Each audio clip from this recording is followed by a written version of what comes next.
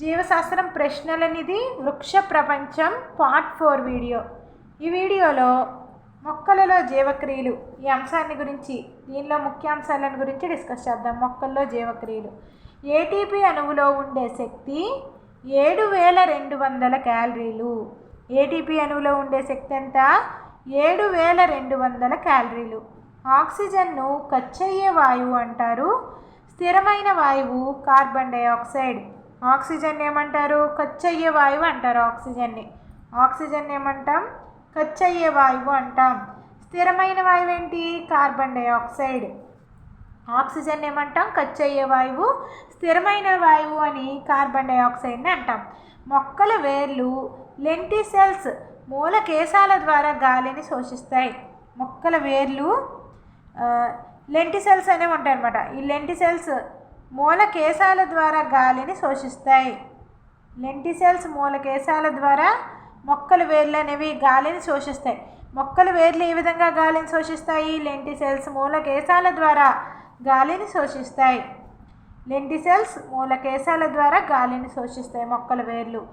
Next point, చిత్తడి నేలల్లో ఉండే మడ వేర్లలో శ్వాసక్రియ కోసం ఏర్పడిన అనుకూలనం వాయుగత వేర్లు. చిత్తడి నేలల్లో ఉండే మడవేర్లలో శ్వాసక్రియ కోసం ఏర్పడిన అనుకూలనం ఏంటి? వాయుగత వేర్లు.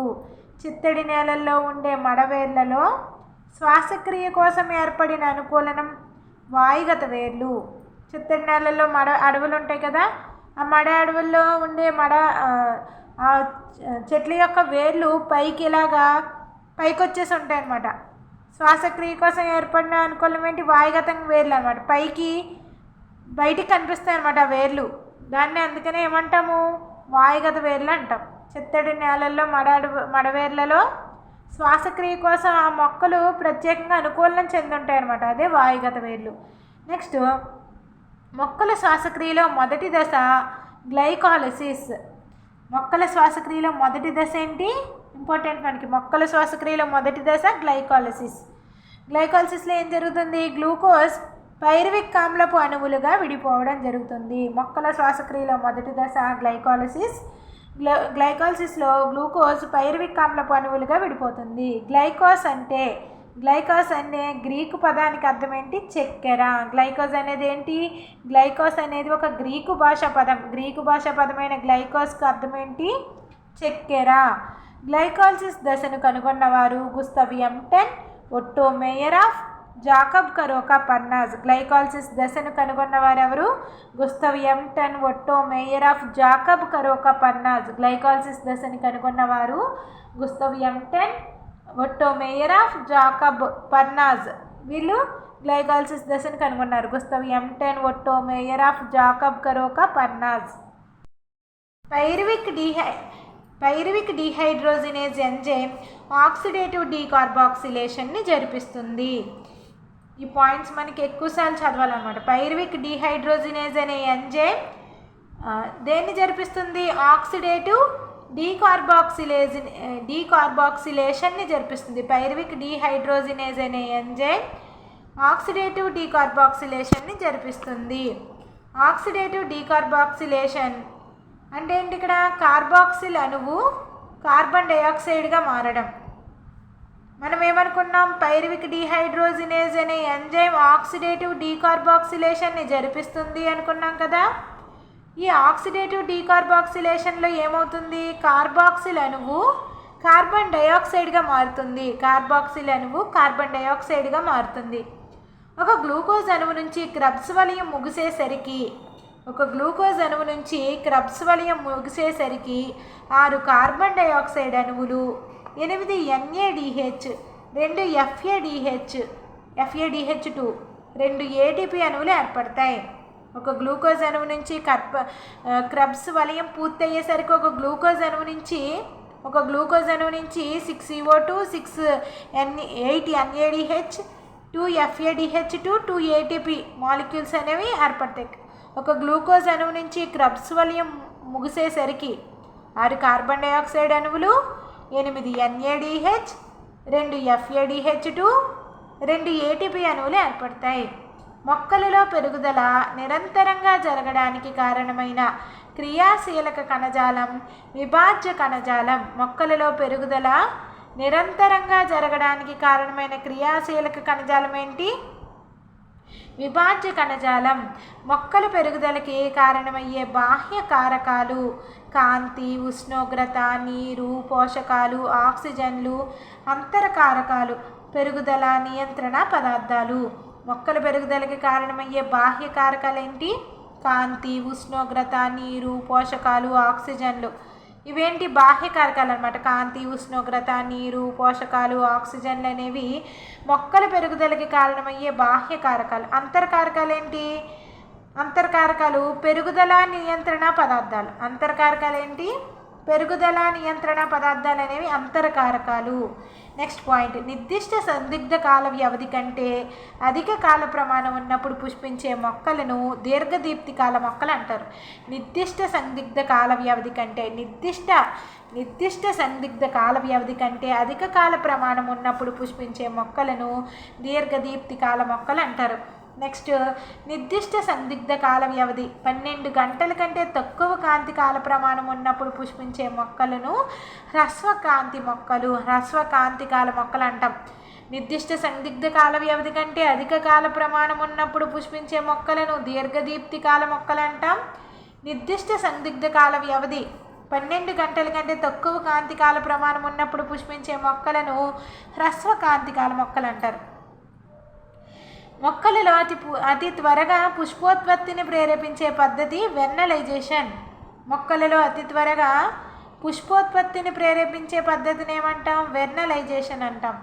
ద్వివార్షిక మొక్కలకు ఉదాహరణ బీట్రూట్, క్యాబేజ్, క్యారెట్. మొక్కలలో అతి త్వరగా పుష్పోత్పత్తిని ప్రేరేపించే పద్ధతిని ఏమంటాం? వెర్నలైజేషన్ అంటాం. ద్వివార్షిక మొక్కలకు ఉదాహరణ బీట్రూట్, క్యాబేజీ, క్యారెట్. ద్వివార్షిక మొక్కలు అన్నమాట. ద్వివార్షిక మొక్కలేంటి? Beetroot, cabbage, carrot. భిన్న పత్రోత్పత్తిని చూపే మొక్కలు లార్క్స్పర్, కొత్తిమీర, పత్తి, బటర్కప్. భిన్న పత్రోత్పత్తిని చూపే మొక్కలకు ఉదాహరణ ఏంటి? లార్క్స్పర్, కొత్తిమీర, పత్తి, బటర్కప్. కొత్తగా ఏర్పడిన కణాలు నిర్దిష్టమైన విధులను నిర్వర్తించడానికి వీలుగా పరిపక్వం చెందుతాయి అని ప్రతిపాదించిన వారు వాన్ నీల్. కొత్తగా ఏర్పడిన కణాలు నిర్దిష్టమైన విధులను నిర్వర్తించడానికి వీలుగా పరిపక్వం చెందుతాయి అని ప్రతిపాదించిన వారెవరు? వాన్ నీల్. కొత్తగా ఏర్పడిన కణాలు నిర్దిష్టమైన విధులను నిర్వర్తించడానికి వీలుగా పరిపక్వం చెందుతాయి అని ప్రతిపాదించింది వాన్ నీల్. నెక్స్ట్ పాయింట్, మొక్కలు నేల నుండి మాత్రమే కాక ఇతర వనరుల నుంచి పోషకాలను గ్రహిస్తాయని నిరూపించిన వారు వాన్ హెల్మాంట్. మొక్కలు నేల నుంచి మాత్రమే కాక ఇతర వనరుల నుంచి పోషకాలను గ్రహిస్తాయి అని నిరూపించింది ఎవరు? Van Helmont. ఆకుపచ్చని మొక్కలు గ్లూకోజ్ రూపంలో ఆహారాన్ని తయారు చేస్తాయి. ఆకుపచ్చని మొక్కలు గ్లూకోజ్ రూపంలో ఆహారాన్ని తయారు చేస్తాయని చెప్పింది ఎవరు? జూలియస్ వాన్ సాక్స్. ఆకుపచ్చని మొక్కలు గ్లూకోజ్ రూపంలో ఆహారాన్ని తయారు చేస్తాయని చెప్పింది జూలియస్ వాన్ సాక్స్. కిరణజన్య సంయోగ క్రియలో విడుదలయ్యే ఆక్సిజన్ ఆ మొక్కలు గ్రహించే నీటి నుంచి ఏర్పడుతుంది అని రుజువు చేసిన వారు రాబర్ట్ హిల్. కిరణజన్య సంయోగ క్రియలో విడుదలయ్యే ఆక్సిజన్ ఆ మొక్కలు గ్రహించే నీటి నుంచి ఏర్పడుతుంది అని రుజువు చేసిన వారెవరు? Robert Hill. మనకి ఇవి important. Van Niel, van Helmont, Julius von సాక్స్, రాబర్ట్ హిల్, ఇంకా నెక్స్ట్ లెవోయిజర్ కూడా ఉన్నారు. జాన్ ఇంజన్ హౌస్ వరకు ఉంది. మరొకసారి చూద్దాం. 1774లో ఆక్సిజన్ వాయువుని కనుగొన్న వారెవరు? లెవోయిజర్. 1775లో ఆ వాయువుకి నామకరణం చేసింది, ఆక్సిజన్ వాయువు అని నామకరణం చేసింది ఎవరు? లెవోయిజర్. 1779లో కాంతి సమక్షంలో మొక్కలు ఆక్సిజన్ వాయువును విడుదల చేస్తాయని కనుగొన్నవారు ఎవరు? Jan Ingenhousz. నెక్స్ట్, కాంతి సమక్షంలో మొక్కలు ఆక్సిజన్ వాయువుని విడుదల చేస్తాయని నిరూపించే ప్రయోగంలో ఉపయోగించే నీటి మొక్కలేంటి? Elodea hydrilla. ఇది అంతా 10th క్లాస్ ఫస్ట్ క్లాస్ కిరణజన్య సంయోగ క్రియలో ఉన్న పాయింట్స్ ఇవి. మొక్కల్లో పోషణ ఫస్ట్ లెసన్, ఫస్ట్ యూనిట్ అనమాట. 10th క్లాస్ ఫస్ట్ యూనిట్ ఇది.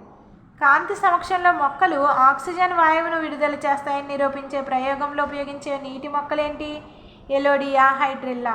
1817లో పెల్లెటియర్ మరియు క్యావెన్షు పత్రహరితం అనే పదార్థాన్ని కనుగొన్నారు. మరొకసారి చూద్దాం, శాస్త్రవేత్తలందరినీ మరొకసారి చూద్దాం. ఒకసారి ముందు చదివితే మనకి ఒక అవగాహన ఉంటుంది. 1883లో జూలియస్ వాన్ సాక్స్ పత్రహరిత వర్ణద్రవ్యం ఉండే ప్రదేశాన్ని నిర్ధారించారు. జూలియస్ వాన్ సాక్స్ పత్రహరిత వర్ణద్రవ్యం ఉండే ప్రదేశాన్ని 1883లో జూలియస్ వాన్ సాక్స్ పత్రహరిత వర్ణద్రవ్యం ఉండే ప్రదేశాన్ని నిర్ధారించారు. హరిత రేణువులోని మధ్యంతర ద్రవం ఏంటి? స్ట్రోమా. హరిత రేణువులో మధ్యంతర ద్రవం ఏంటి? స్ట్రోమా.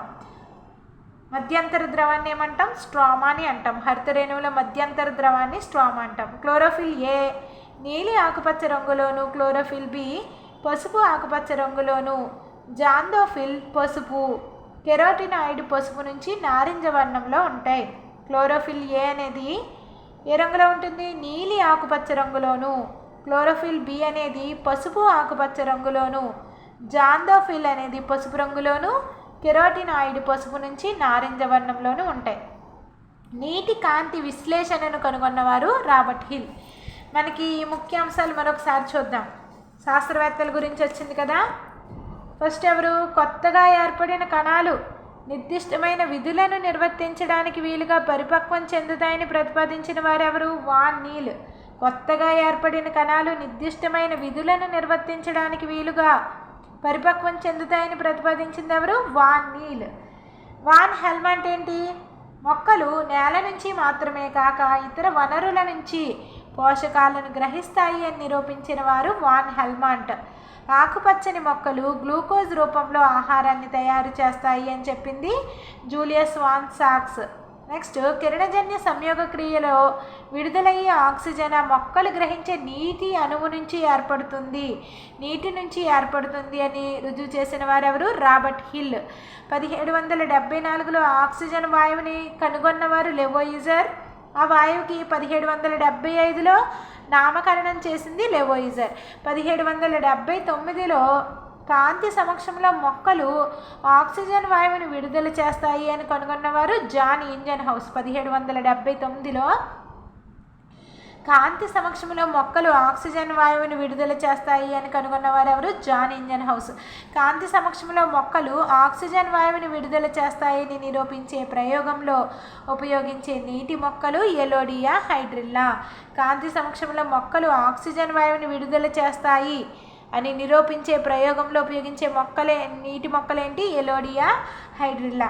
1817లో పెల్లెటియర్ మరియు క్యావెన్షో పత్రహరితం అనే పదార్థాన్ని కనుగొన్నారు. 1817లో పెల్లెటియర్ మరియు క్యావెన్షో పత్రహరితం అనే పదార్థాన్ని కనుగొన్నారు.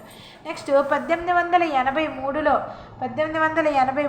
జూలియస్ వాన్ సాక్స్ పత్రహరిత వర్ణద్రవ్యం ఉండే ప్రదేశాన్ని నిర్ధారించారు. 1883లో జూలియస్ వాన్ సాక్స్ పత్రహరిత వర్ణద్రవ్యం ఉండే ప్రదేశాన్ని నిర్ధారించారు.